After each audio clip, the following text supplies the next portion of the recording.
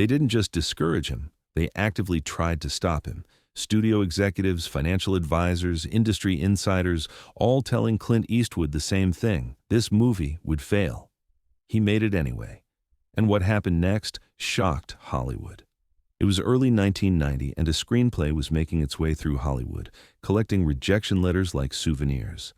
The script was called The William Money Killings, written by a relatively unknown screenwriter named David Webb Peoples. It was a Western, dark and violent, about an aging gunfighter pulled back into his old life for one final job. Every major studio had passed on it. The reason was simple. Westerns were dead. They'd been dead for years. Throughout the 1980s, Western after Western had bombed at the box office. Heaven's Gate had nearly destroyed United Artists. Silverado underperformed. Even Clint's own Pale Rider in 1985, while profitable, hadn't set the world on fire. By 1990, the conventional wisdom in Hollywood was clear. No one wanted to see cowboys anymore. The script eventually landed on Clint Eastwood's desk through his production company, Malpazzo.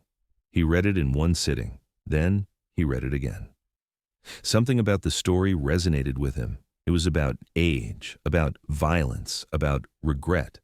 It was everything Hollywood didn't want to make, which made Clint want to make it even more. But when he told people he wanted to produce and direct this film and star in it himself at age 60, the response was immediate and unanimous: don't do it. His agent was the first to express concern. He came to Clint's office with a folder full of box office reports. He spread them out on the desk like evidence in a trial. Westerns don't work anymore, Clint. Look at these numbers. Young Guns 2 did okay, but that's because it had young stars and MTV appeal. This script you want to do? It's about old men, killing, regret. Where's the audience for that? Clint listened quietly, the way he always did. His agent continued, gaining momentum. You've got a great career going. You're doing well with your cop films. People love those. Why risk it on a genre that's been dead for a decade? When his agent finished, Clint simply said, I like the script. That was all. No defense, no argument, just a statement of fact. The studio executives at Warner Brothers were next. They'd backed Clint's films for years, and they valued their relationship with him. But this project made them nervous. They scheduled a meeting, bringing in marketing analysts and financial projections. The conference room was full of people in expensive suits, all armed with data about why this film shouldn't be made. We love you, Clint, the studio head began. You know that. But we have to look at this practically. Westerns are poison at the box office right now. The demographic that used to watch them is aging out. Young audiences aren't interested. And this script, it's so dark. The hero is a murderer trying to do one last bad thing. Where's the redemption? Where's the hope? Another executive jumped in. Plus, and I hate to say this, but you'd be playing a character who's past his prime. You're 60 years old. Are audiences going to pay to watch that? The room went silent after that comment, everyone realizing it had gone a step too far. Clint didn't react with anger. He asked a simple question. Have you read the script? The executive admitted he'd only read coverage, not the actual screenplay. Clint nodded slowly. Maybe read it first. The studio suggested alternatives. They had other projects lined up. Action films, modern thrillers, things they knew would work. They could get those greenlit immediately. Big budgets, major releases. Why gamble on an old Western? But Clint kept saying the same thing. I want to make this film. His friends in the industry were equally concerned. Directors he'd worked with over the years called to offer advice. Clint, you've got nothing to prove. You've made great Westerns already. Why go back to a well that's run dry? Actor friends suggested he star in other people's films instead. Let someone else take the risk of directing a Western. Even some members of his own production team at Malpazzo expressed doubts. They'd been with him for years, and they'd never questioned his judgment before. But this felt different. One producer pulled him aside after a meeting. We can make this film, he said, but I have to ask, why? What are we trying to prove here? Clint's answer was characteristic in its simplicity. It's a good story that deserves to be told. The financial advisors weighed in next. They ran the numbers every possible way. Even with a modest budget, even with Clint deferring his salary, The film would need to make at least $50 million domestically just to break even. Westerns hadn't hit those numbers in years. They presented alternative investments, other projects that made more financial sense. One advisor was particularly blunt. "Clint, you could lose a significant amount of money on this. Is that really worth it?" But the resistance wasn't just about money or box office projections. Some people in Hollywood were genuinely concerned about Clint's legacy. He'd built an incredible career. He was respected, successful, still making viable films. Why risk all of that on a genre everyone knew was finished? Why potentially end his career on a failure? A veteran producer who'd known Clint for decades took him to lunch.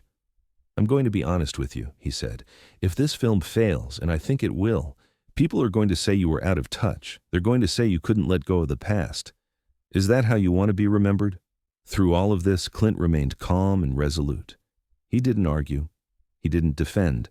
He simply moved forward with the project. He secured financing through Warner Brothers, though on a much smaller budget than his recent films.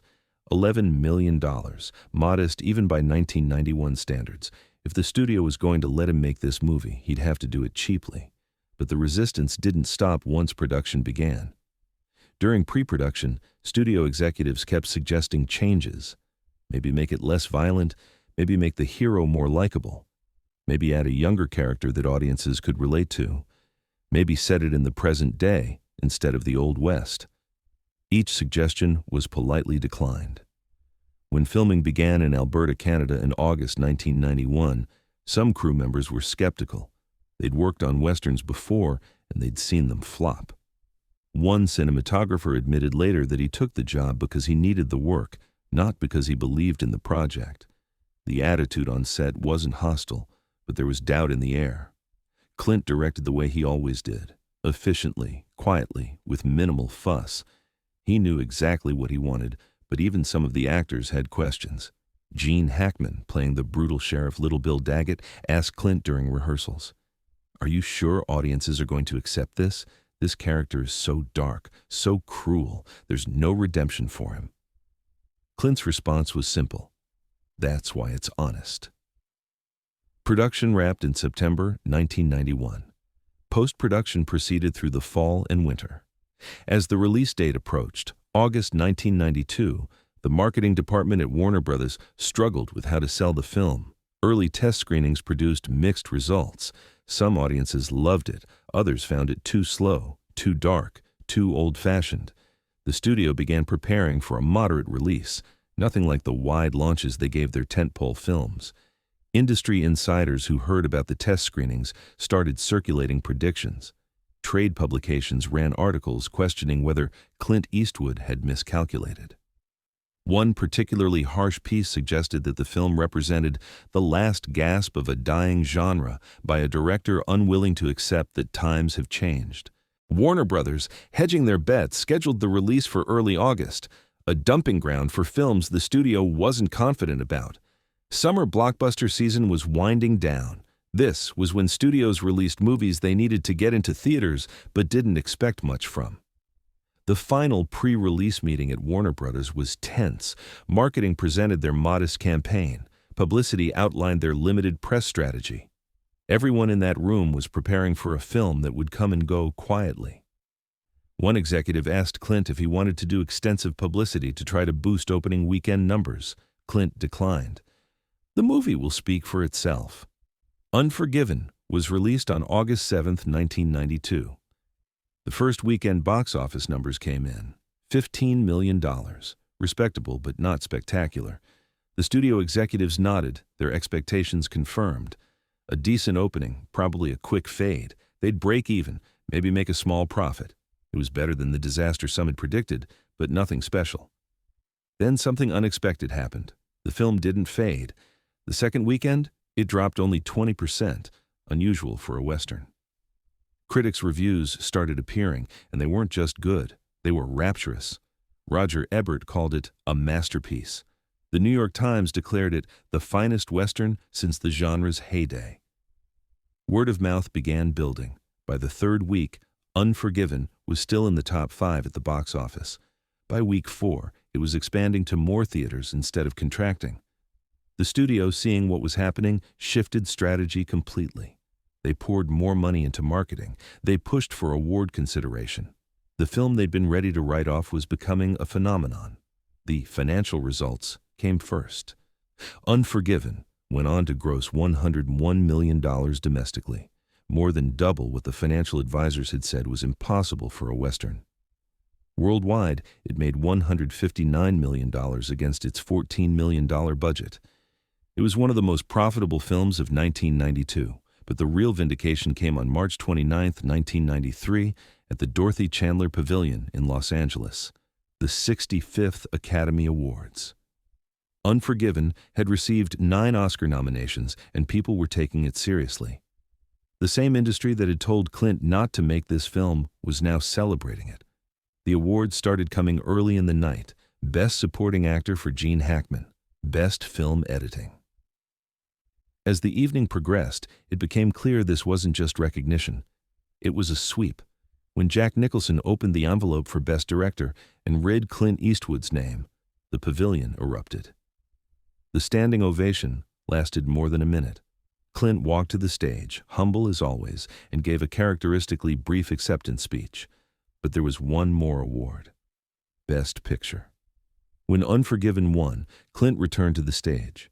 This time his speech was a little longer. He thanked the cast and crew, the studio, everyone who'd believed in the film. But he didn't mention the doubters. He didn't need to. His presence on that stage, holding 2 Oscars at age 62, said everything. 4 Oscars total, 9 nominations, over $150 million at the box office, and unanimous critical acclaim calling it one of the greatest Westerns ever made. Every person who'd told Clint to stop, every executive who'd said Westerns were dead, every advisor who'd warned about his legacy, they were all wrong. The film's success did something even more remarkable. It revitalized an entire genre. Suddenly, Hollywood was interested in Westerns again. In the years that followed, films like Tombstone, Wyatt Earp, and eventually Open Range and 3:10 to Yuma got greenlit. An entire generation of filmmakers cited Unforgiven as inspiration. The genre everyone had declared dead was alive again, and it was because one man had refused to accept that conventional wisdom. More than 30 years later, Unforgiven is considered not just one of the greatest Westerns ever made, but one of the greatest films ever made, period. It appears on every significant best of list. Film schools study its screenplay, its direction, its deconstruction of Western mythology. The American Film Institute ranks it among the top 100 American films of all time. The lesson from Clint Eastwood's persistence with Unforgiven isn't about stubbornness or ego. It's about conviction. He saw something in that dark, unglamorous script that no one else saw. He understood that just because a genre was out of fashion didn't mean it was creatively exhausted. He trusted his instinct over conventional wisdom, and he was willing to risk failure to make something he believed in. Every executive who tried to stop him had perfectly logical reasons. The financial data supported their position. The box office history backed them up. On paper, they were right to be concerned, but they were looking at data, not the script. They were analyzing trends, not the story. They couldn't see what Clint saw because they weren't looking at the same thing. In the end, the story of Unforgiven is about more than just a successful film. It's about the difference between following data and following instinct.